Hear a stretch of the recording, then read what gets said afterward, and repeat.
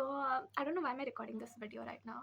None of my friends or family know that I have a YouTube channel, that I'm recording this right now. But I would just want to share with you the experience of being diagnosed as a chronically ill person at the age of 20. So I suffer from rheumatoid arthritis, and I was diagnosed with it back in December 2023, and now it's 2025. So I think I'm ready to talk about it without crying. So let's go ahead. Um, so it did not really start off with all the pain in all the joints. It started slowly. At first, I guess it was in mid of 2023 that it all started. My knee joint started paining a bit, but my college had started, and I was regularly going to college, and I already suffer from scoliosis. And if you do not know what scoliosis is basically when there's a slight curve in your backbone. Now, it really depends how serious it is. Sometimes people have a lot bigger curve, which really distorts the structure of their body, and you can just look at them and see their structure ruined and them limping around. But well, I had a very little curve and accompanied by LLD, which is limb length discrepancy, and in that there's just a length difference, while like between the length of both your, like, they're not of equal sizes basically.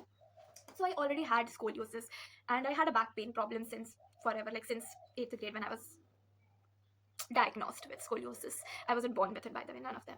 So I simply ignored my knee joints and my kamar ka dard, which, because I thought that maybe it's because of the scoliosis, and it has nothing to do, because I've been going to college regularly and the entire day I'm working, sitting straight and stuff like that. So I just treated it as a normal part of my scoliosis. Months passed, and now the pain started to increase, and uh, it was bad because um, you know all my joints started paining a bit, but I really wanted to attend college. I didn't want to go back home, visit hospitals, and because I just did not take it that seriously. But so I decided to take painkillers on my own. So there was this painkiller that I would not mention because it's a strong painkiller and I don't want anyone to try it after listening to my video. So I started taking it, and it was a great painkiller. Like, I would take it and the pain was gone as if I never had it at the first place. And it was like pure magic for someone who had been suffering. And so, well, after that, I started taking it on a regular basis. And by regular basis, I mean to say every day.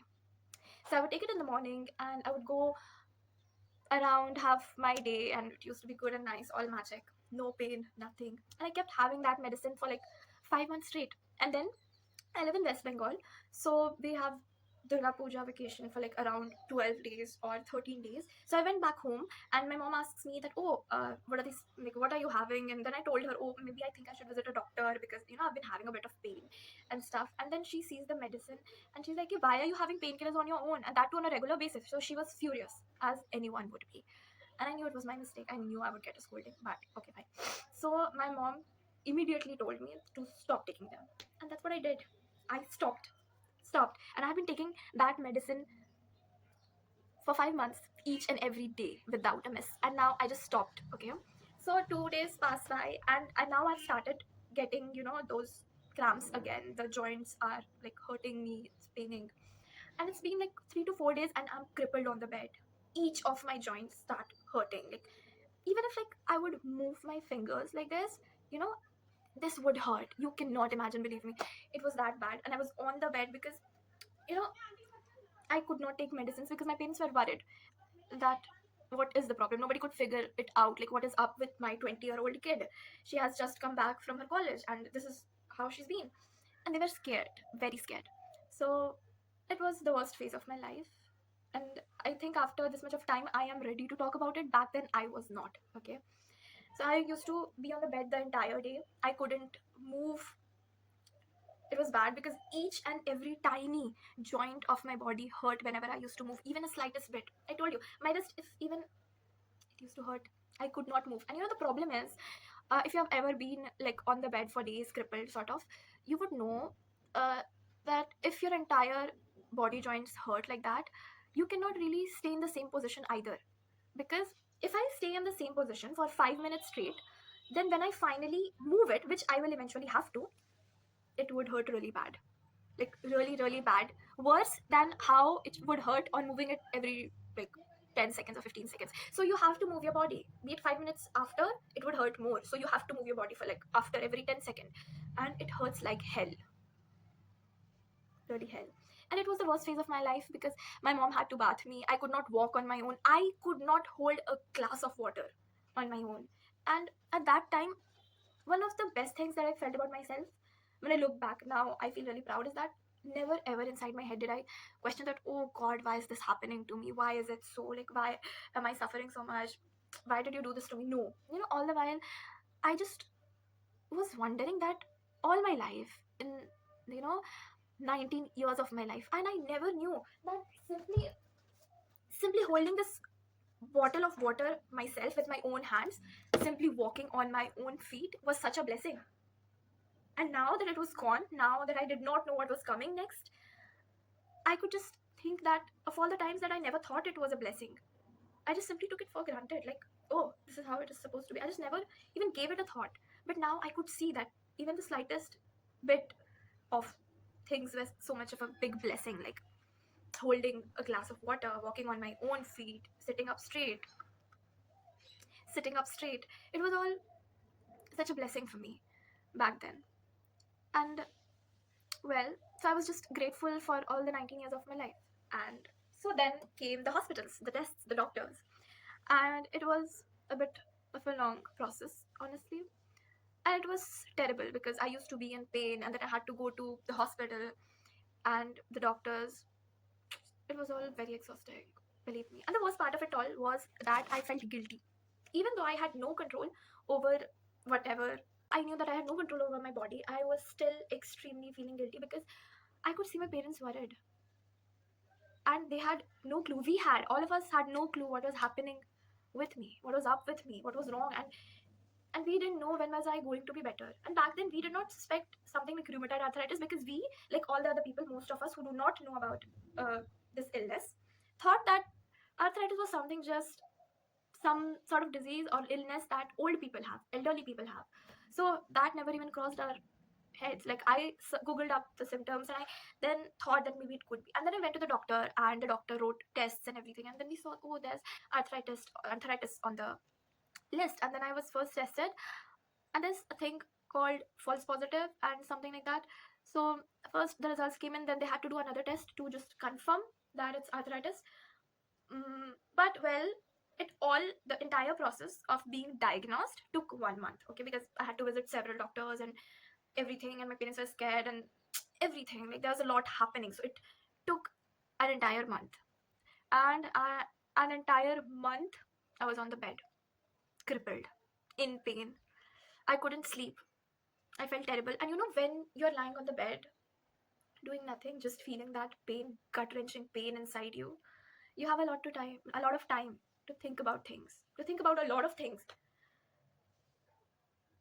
Like the days get longer, the world gets slower. It's like everyone's busy and you're just lying there, feeling and thinking a lot of things. And it was a very different phase. I have never been through something like that, and I would never want anyone to be through something like that. I cannot even fathom people who are suffering more than this, like who are permanently crippled or something like that. And back then, I did not know if it was permanent or if it would go away. I had no idea what it was. But when the results came in and the doctor said, oh, she has rheumatoid arthritis, and it's not just limited to elderly people, like the young people can have it too, and it's okay. Well, being diagnosed was a relief because now at least we knew that I'm not dying. That was the good part. And well, the part was that this wasn't chickenpox, this was a pneumonia, and it would not go away. I have to live with it, and I'll have to take medicines for the entire life. And I'm just 20. So my entire life meant growing old with it. And it was bad. Then I started taking medicines. At first, the doctor had prescribed heavy steroid doses because it was just needed. I was at a terrible state. So I had taken steroids for 3 months, and I guess 1 month longer than doctor prescribed because it wasn't easy to just let it go like that. So somehow like that. And I'll tell you one thing about taking steroids was that I it had a lot of side effects. Like after 2 months, I noticed these little pimples and bumps and on my forehead area, and it was terrible to look at. I think I'll attach this a picture here somewhere, but it just looked terrible and very ugly. And then I gained a lot of face fat on here, like like it was all. And then when I started coming to college, I was still taking steroids. So my face was full, and everyone was like, "Oh, you've gained weight, and you've started looking cuter." And I couldn't tell them that, "Oh, babe, I'm just suffering. These are side effects of my steroids." So I would just smile and say, "Oh, is it? Thank you so much." Well, yeah, that's what my life was like and how it felt coming back to college. So that happened, and it was terrible. But well, after I was back on my own feet, it wasn't as if the pain went away just like that. The pain used to be there, especially the pain prone areas like my wrist bones and the what do you call that, tarsals and metatarsals on the bones on the feet, like basically these sort of uh, bones that you have on your feet. Yeah. So yeah, it was just tough, and the pain was there, but yeah, I could walk and I could bear that pain. I didn't feel like, oh my god, I wish I was dead. So that was it.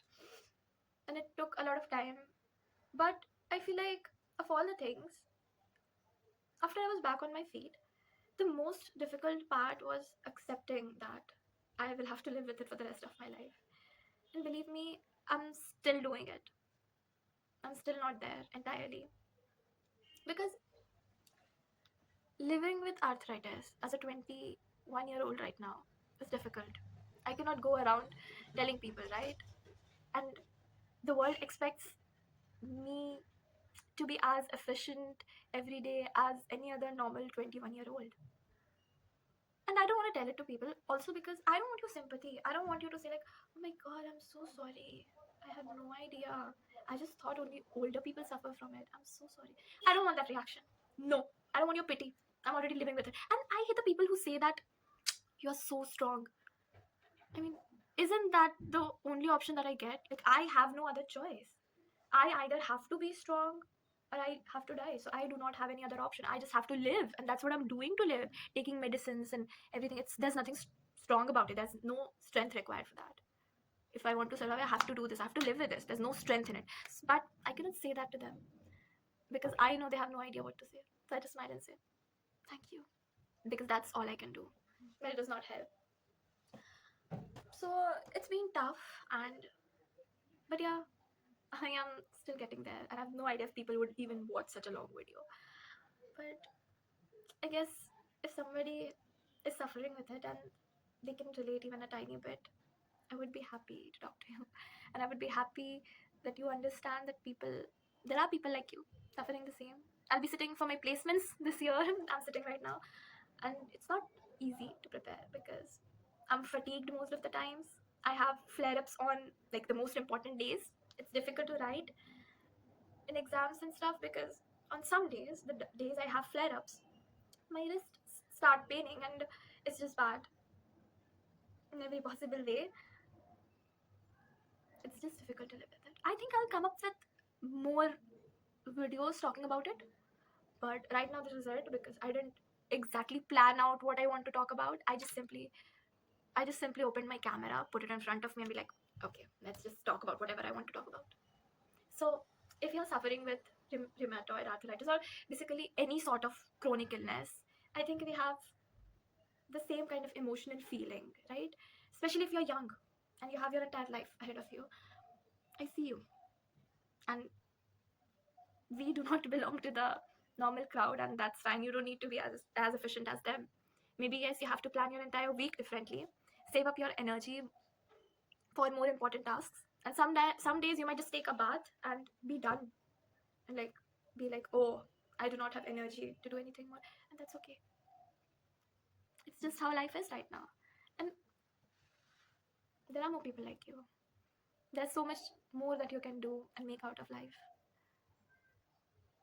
You can still have your dreams. Some of them, if not all.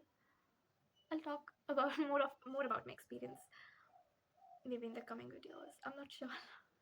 Yeah, even if there's one single comment on this, I would make another video talking about anything. And please tell me what do you want to talk.